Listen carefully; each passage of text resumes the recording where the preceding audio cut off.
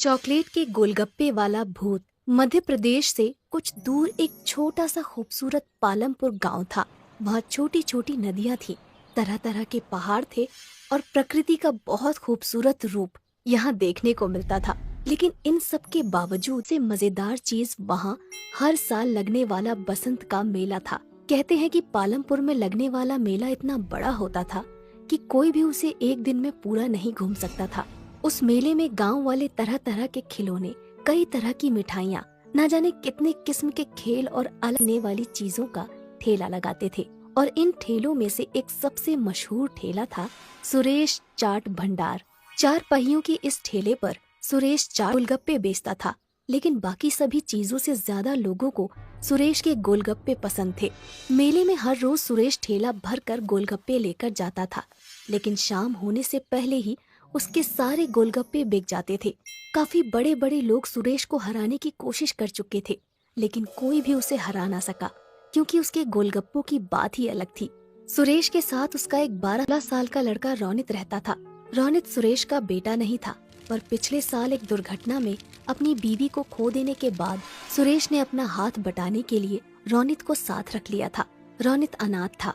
मेले में सिर्फ एक दिन बाकी रह गया था। सुरेश और रोनित दोनों तैयारियों में लगे हुए थे। सुरेश जल्दी जल्दी गोलगप्पे तल रहा था, तभी उसकी नजर माधव पर जाती है, जो बने हुए गोलगप्पों के साथ कुछ कर रहा होता है। माधव बड़ा ही चंचल होता है। वो गोलगप्पों में कभी कुछ मिला देता तो कभी कुछ। माधव को देखकर सुरेश कहता है, अरे मेरे साइंटिस्ट अब क्या कर रहा है गोलगप्पों के साथ? 1 मिनट पापा। माधव ने गोलगप्पों में थोड़ी सी हल्दी, मिर्च और धनिया डाली, फिर उस पर दही डालकर कहने लगा, ये लो, ये बन गए चटपटे दही वाले गोलगप्पे।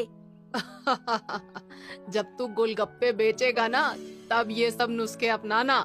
अरे माधव पढ़ लिख कर गोलगप्पे क्यों बेचेगा? क्यों, क्या खराबी है? काम इंसान को छोटा बड़ा नहीं बनाता, बल्कि इंसान काम को छोटा बड़ा बनाता है। अच्छा, मतलब ये गोलगप्पों में मिर्च धनिया भरकर बड़ा इंसान बन जाएगा? क्या पता बन जाए। तुम्हें पता है, माधव जिस उम्र में है, उस उम्र में एक इंसान का दिमाग सबसे ज्यादा तेज होता है। वो ये सब बातें कर ही रहे होते हैं कि तभी माधव चिल्लाता है, ये देखिए पिताजी, मिट्टी के गोलगप्पे। ये देखकर रोनित हंसने लगता है और कहता है, अगर गोलगप्पे में मिट्टी मिला देना दिमाग है, तो अच्छा है मेरे में कम दिमाग है। अच्छा चुप रहो, वो हरी वाली पोटली लाकर इस पानी में मिला दो। मैं बाहर काम से जा रहा हूँ, आते हुए रात को देर हो जाएगी। ये कहकर सुरेश वहाँ से चला जाता है और रोनित पोटली के पास चला जाता है। वहाँ 2 रंग की पोटलियाँ होती हैं, एक लाल और एक हरी। रोनित गलती से हरी की जगह लाल वाली पोटली उसमें मिला देता है। तभी उसे बाहर से कुछ आवाज आती है और रोनित बिना पानी को देखे ही बाहर चला जाता है। उसने ध्यान ही नहीं दिया कि पानी का रंग हरे की जगह काला हो गया था। रात को जब सुरेश घर वापस आता है तो देखता है कि माधव अपने बिस्तर पर सो रहा होता है, पर रोनित घर में कहीं नहीं होता। सुरेश को लगता है कि वो काम खत्म करके अपने दोस्तों के साथ खेलने चला गया होगा। रात को सोने से पहले वो निश्चय करता है कि कल की तैयारी का सारा सामान देखकर सो जाएगा। वो चाट पापड़ी देखता है, जो कि बिल्कुल ठीक होती है। गोलगप्पे भी अच्छे ही दिख रहे होते हैं। फिर वो पानी के ड्रम से ढक्कन हटाता है और देखता है कि पानी भी देखने में बिल्कुल ठीक लग रहा है। उसका रंग भी आम तौर की तरह हरा ही है।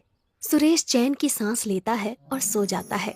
अगले दिन सुबह सुबह सुरेश मेले में अपना ठेला लेकर पहुंच जाता है। सुरेश काफी थका हुआ था, क्योंकि रोनित अभी तक वापस नहीं आया था, इसलिए उसे अकेले ही सारा सामान ठेले पर लाद कर मेले में आना पड़ा।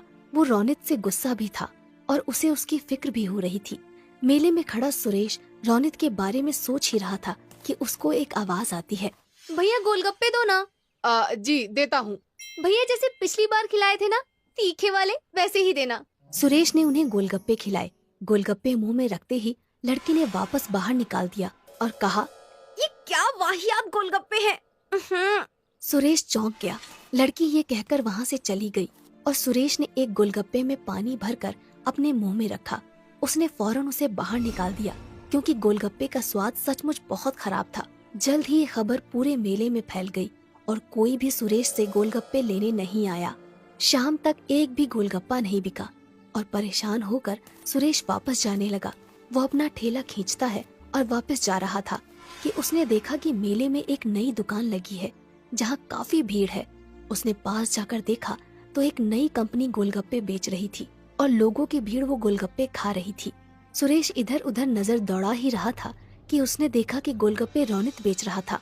सुरेश समझ गया कि ये वही कंपनी है जो सुरेश को काम पर रखना चाहती थी, पर सुरेश के मना कर देने पर उन्होंने रौनित को पटाकर उसका काम खराब कर दिया। सुरेश कुछ नहीं बोला, उसने अपना ठेला लिया और चलने लगा। उसे इस बात का दुख नहीं था कि उसके गोलगप्पे नहीं बिके, पर इस बात का ज्यादा दुख था कि जिस रौनित को उसने अपने बच्चे की तरह पाला, उसने उसे धोखा दे दिया। यही सोचते सोचते वो घर पहुंच गया। उसे देखते ही माधव बहुत खुश हुआ और बोला, पापा, आप इतनी जल्दी आ गए और सारे गोलगप्पे वापस क्यों ले आए? वो बेटा, पता है मुझे, आप इसलिए लाए ना ताकि मैं नए गोलगप्पे बना सकूं। सुरेश ने मुस्कुराकर कहा।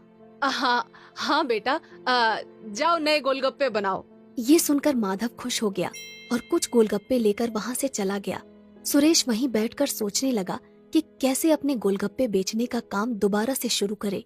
वो ये सब सोच ही रहा होता है कि माधव अचानक उसके सामने आकर कहता है, पापा, आ करो। अरे क्यों? आ करो ना। सुरेश ने अपना मुंह खोला और माधव ने एक काला सा गोलगप्पा उसके मुंह में डाल दिया। ये क्या डाल दिया मेरे मुंह में? क्या मिलाया है तूने इसमें? चॉकलेट। अच्छा। ये गोलगप्पे खाकर सुरेश के दिमाग में एक आइडिया आया ही होता है कि तभी माधव कहता है, ये लो पापा, ये भी खाओ। सुरेश मुंह खोलता है। इसमें क्या मिलाया है तुमने? मिट्टी और लाल मिर्च। सुरेश हंसने लगता है और माधव को गले से लगा लेता है। फिर सुरेश पूरी रात अपने कमरे में कुछ करता रहता है। अगले दिन मेले में रौनित के गोलगप्पे बिक रहे होते हैं। तभी एक आवाज आती है, ये क्या खा रहे हो? वहाँ चलो सुरेश के पास, कुछ नए किस्म के गोलगप्पे आए हैं। ये सुनते ही सब सुरेश के पास चले जाते हैं और देखते हैं कि उसके ठेले पर चॉकलेटी रंग के बेहद खूबसूरत और अलग से गोलगप्पे रखे हैं। सब वो गोलगप्पे खाते हैं। तभी रौनित वहाँ आता है और कहता है, तुमने ये कब बनाए? मेरे जिस बच्चे का तुम मजाक उड़ाते थे उसी का आइडिया है ये। ये किसके गोलगप्पे हैं? चॉकलेट के। अच्छा, मैंने था रौनित, पर तुमने वो तोड़ दिया।